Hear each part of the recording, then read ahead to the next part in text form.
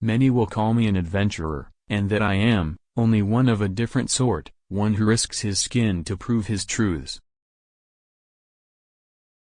If you tremble with indignation at every injustice, then you are a comrade of mine.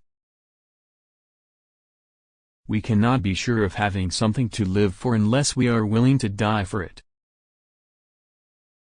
Every day people straighten up the hair, why not the heart? At the risk of seeming ridiculous, let me say that the true revolutionary is guided by a great feeling of love. It is impossible to think of a genuine revolutionary lacking this quality. Let the world change you and you can change the world. I am not a liberator. Liberators do not exist. The people liberate themselves. I know you are here to kill me. Shoot, coward, you are only going to kill a man. The first duty of a revolutionary is to be educated. Silence is argument carried out by other means. And then many things became very clear. We learned perfectly that the life of a single human being is worth millions of times more than all the property of the richest man on earth. I would rather die standing up to live life on my knees. The walls of the educational system must come down. Education should not be a privilege, so the children of those who have money can study.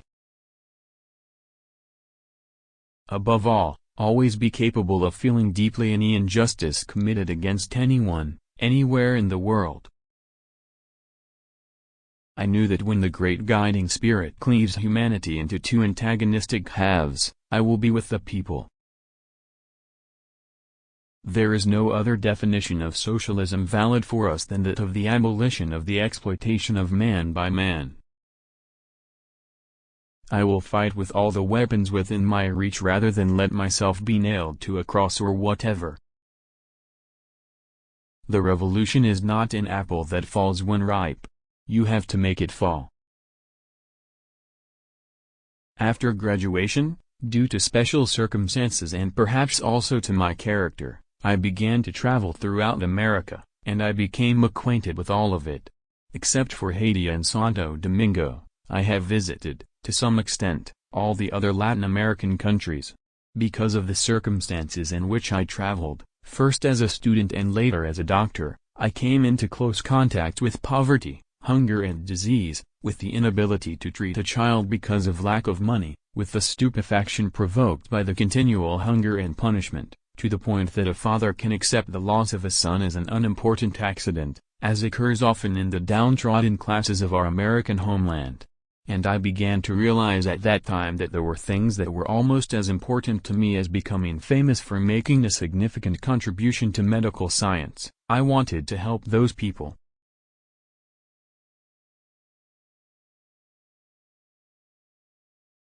There are no boundaries in this struggle to the death.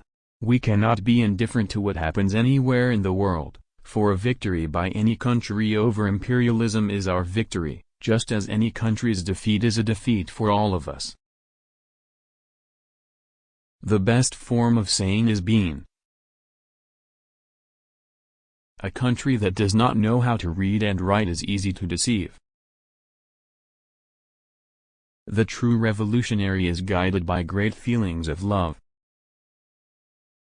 I now know, by an almost fatalistic conformity with the facts, that my destiny is to travel. The revolution is made through human beings, but individuals must forge their revolutionary spirit day by day. One has to grow hard but without ever losing tenderness. I finally felt myself lifted definitively away on the winds of adventure toward worlds I envisaged would be stranger than they were, into situations I imagined would be much more normal than they turned out to be. The first commandment for every good explorer is that an expedition has 2 points, the point of departure and the point of arrival. If your intention is to make the second theoretical point coincide with the actual point of arrival, don't think about the means, because the journey is a virtual space that finishes when it finishes, and there are as many means as there are different ways of finishing. That is to say, the means are endless.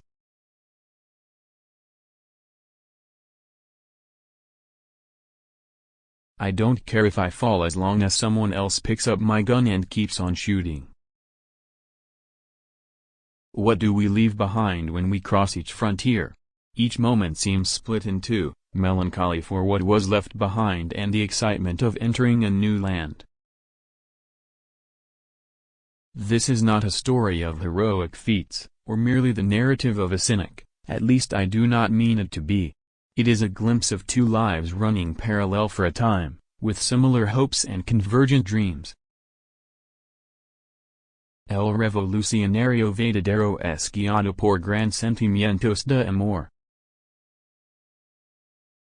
It's a sad thing not to have friends, but it is even sadder not to have enemies.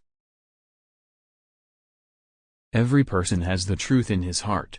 No matter how complicated his circumstances, no matter how others look at him from the outside, and no matter how deep or shallow the truth dwells in his heart, once his heart is pieced with a crystal needle, the truth will gush forth like a geyser.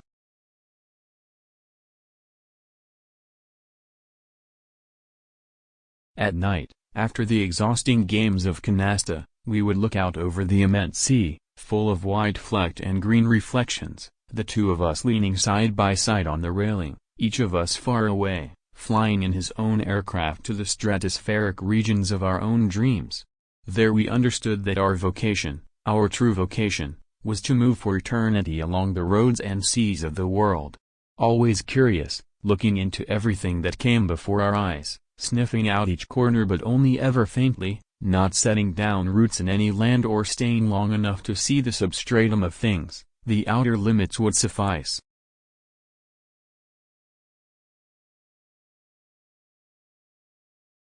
I also know, and this won't alter the course of history or your personal view of me, that you will die with a clenched fist and a tense jaw, the epitome of hatred and struggle, because you are not a symbol, some inanimate example, but a genuine member of the society to be destroyed. The spirit of the beehive speaks through your mouth and motivates your actions.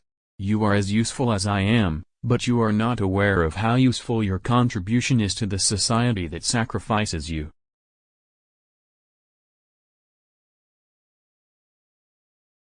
Wrapped in a police blanket, I watched the rain and smoked one black cigarette after another.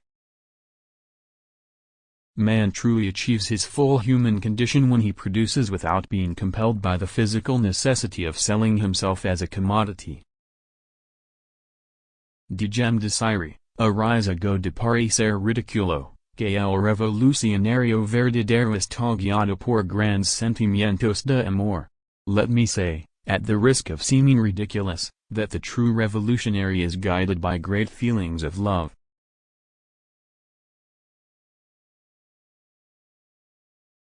All night, after the exhausting games of canasta, we would look over the immense sea, full of white flecked and green reflections, the two of us leaning side by side on the railing, each of us far away, flying in his own aircraft to the stratospheric regions of his own dreams. There we understood that our vocation, our true vocation, was to move for eternity along the roads and seas of the world. Always curious, looking into everything that came before our eyes, sniffing out each corner but only ever faintly, not setting down roots in any land or staying long enough to see the substratum of things, the outer limits would suffice.